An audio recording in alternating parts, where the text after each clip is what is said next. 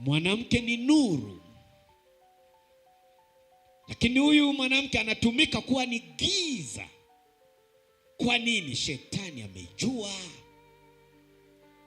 Neno la Mungu linasema ni ukweli usiopingika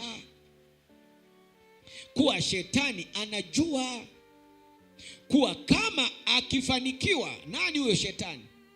Akifanikiwa kuteka jamii ya mwanamke, basi atatawala dunia.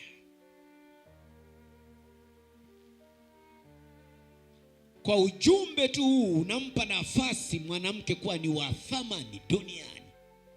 Ingawa jamii ya sasa, mila na desturi haijaona thamani ya mwanamke. Unajua mwanamke amenyang'anywa dhahabu yake. Amenyang'anywa. Kwa la msingi na la muhimu, wewe mwanamke usikubali.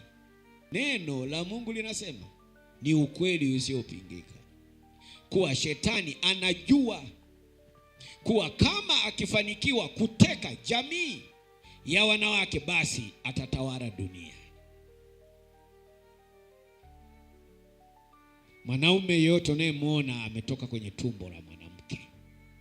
Atakayelifanya hii dunia ikae salama, aabudiwe Mungu wa kweli, ni wewe mwanamke.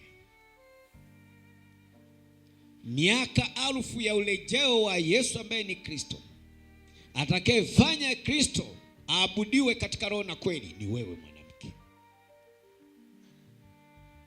Ni ukweli usiopindika. Kwa hata shetani hii miaka alfu, atakayemfanya shetani aendelee kutawala hii dunia, yani manake dhambi iendelee kuwepo hapa, ni wewe mwanamke.